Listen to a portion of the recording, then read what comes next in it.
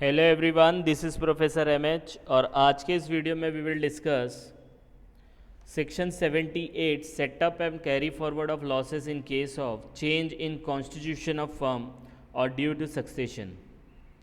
तो अगर फर्म के कॉन्स्टिट्यूशन में कुछ चेंजेस हुआ या सक्सेशन हुआ, उस केसेस में आपका अगर लॉस है या अनएब्जॉर्ब डिप्रिसिएशन है, उसको आप कैसे set off and carry forward करेंगे। तो सबसे पहला जो दिया गया है कि change in constitution means change constitution में चेंजेस होगा due to change in firm due to death, अगर किसी पार्टनर का डेथ हो जाता है या रिटायरमेंट हुआ, इसकी वजह से अगर कॉन्स्टिट्यूशन में चेंजेस आया तो उसके लॉसेस के ऊपर और उसके डेप्रीशिएशन के ऊपर क्या इफेक्ट आएगा। तो यहाँ पे बताया गया कि लॉसेस अगर हुआ तो जो शेयर ऑफ डिजीज्ड है, शेयर ऑफ डिजीज्ड और रिटायर्ड और बैलेंस, समझो 100 रुपये का लॉस हुआ, इसके अंदर डिजीज़ और रिटायर का 20 रुपीज़ था और बैलेंस जो बचा वो 80 रुपीज़ है। ठीक है, तो जो ये शेयर ऑफ डिजीज़ है, जो जिसका डेथ हो गया है, रिटायर्ड हो गया है, उसके लॉस को आप कैरी फॉरवर्ड नहीं कर सकते क्योंकि वो बंदा मर गया है। उसके लॉस को आप कैरी फॉरवर्ड रिटायर्ड वाले को नहीं कर सकते क्योंकि वो ऑलरेडी अपना शेयर लेके निकल चुका है रिटायरमेंट के केस में। लेकिन जो 80% है, जो बैलेंस पार्टनर है, वो उसको अलाउ कर सकते हैं, कैरी फॉरवर्ड कर सकते हैं। आई बात समझ में। तो डेथ हो गया, रिटायर्ड हो गया, तो जिस डेट को हुआ उस डेट तक जितना भी लॉस होगा वो आप कैरी फॉरवर्ड नहीं कर सकते उसके शेयर को। लेकिन जो बैलेंस बचेगा, जो उस बिजनेस को कंटिन्यू कर रहे हैं, तो उसको वो कैरी फॉरवर्ड करने मिलेगा। आई बात समझ में, यस और नो। फिर दूसरा जो अनएब्जॉर्ब डेप्रीशिएशन है, अनएब्जॉर्ब डेप्रीशिएशन का क्या है कि भाई ये पूरा का पूरा full amount of depreciation allowed होता है कैरी फॉरवर्ड करने। तो अब इसमें हम लोग ने तो प्लेन रीडिंग कर लिया कि भाई लॉस हुआ तो वो जो डिजीज्ड का शेयरिंग था और रिटायर्ड का शेयरिंग था वो अलाउड नहीं है, बैलेंस अलाउड है कैरी फॉरवर्ड करने का। और डेप्रीशिएशन पूरा का पूरा है, इसके अंदर आपने बाइफिकेशन नहीं किया कि शेयर डिजीज्ड वाले का कितना और बैलेंस कितना। तो व्हाट इज़ द लॉजिक, ये तो हम लोग ने प्लेन रीडिंग पढ़ा था, अब इसका लॉजिक देखते हैं। तो लॉजिक इसका ये है, सबसे पहले देखो यहाँ पे देखो अनएब्जॉर्ब डेप्रीशिएशन। डेप्रीशिएशन क्या होता है? एसेट के ऊपर होता है। एसेट यूज हुआ बिजनेस में प्रॉफिट हुआ, मतलब प्रीवियसली प्रॉफिट हुआ, तो वो प्रॉफिट सबने यूज किया, बराबर है। उस एसेट का जो डेप्रीशिएशन है वो सब पार्टनर को शेयरिंग मिलेगा। अब कोई अगर डिजीज हो गया, डेथ हो गया, रिटायर्ड हो गया, लेकिन वो एसेट की वैल्यू में तो डेप्रीशिएशन हुआ ना, उसके टाइम से ही हुआ, तो उसका लॉस बाकी वाले क्यों उसको झेले। आ रही है बात समझ में? फिर से बताता हूं, डेप्रीशिएशन जो होता है वो एसेट के ऊपर लगता है कि नहीं लगता है? एसेट जब ये डिजीज ने, डेथ नहीं हुआ था, रिटायर नहीं हुआ था, तो ये एसेट से जो बेनिफिट मिला था in the form of profit, वो इसने भी यूज किया, वो इसने भी एंजॉय किया कि नहीं किया।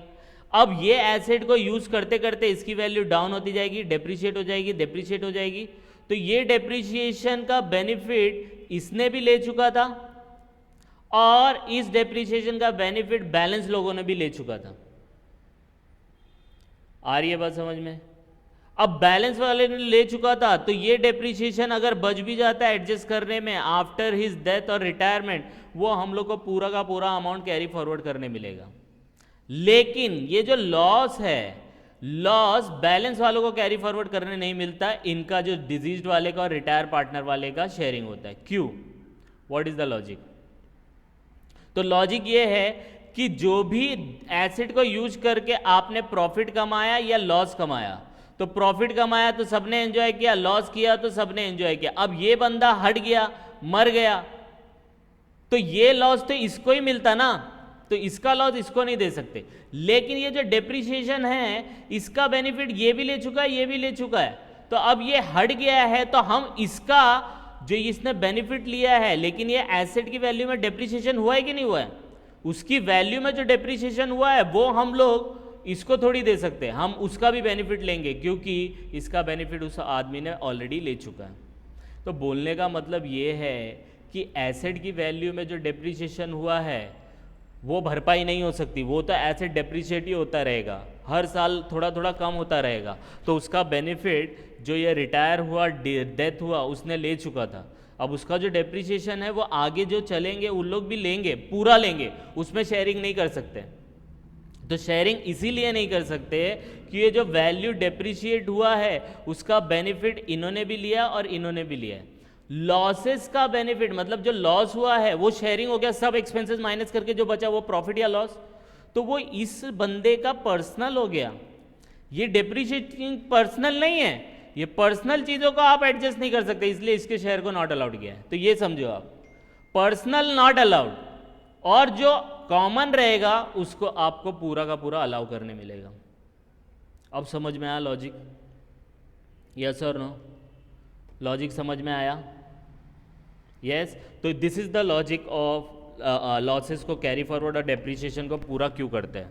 ठीक है, अब इसमें एक छोटा सा पॉइंट और रह गया है कि अगर सक्सेशन हुआ मतलब बिजनेस ट्रांसफ़र हुआ, बाप दादाओं का बेटे को मिलता टाइप में, अगर इनहेरिटेंस से हुआ तो बाप दादाओं का जो लॉस होगा उसको उसके लीगल हेयर क्या कर सकते, कैरी फॉरवर्ड कर सकते हैं।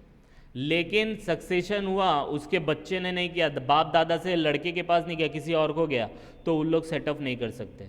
इसका लॉजिक सिंपल यही है, कुछ भी होता है, लोगों में झगड़ा होता है, कुछ भी होता है तो यही बोलते हैं भाई तेरे बाप का है क्या ये, राइट? तो अगर तेरे बाप का है तो it is allowed to be carry forward और सेटअप, हाँ मेरे बाप का है। अगर इसके बाप का नहीं है तो कैन नॉट बी सेटअप और carry forward losses of predecessor.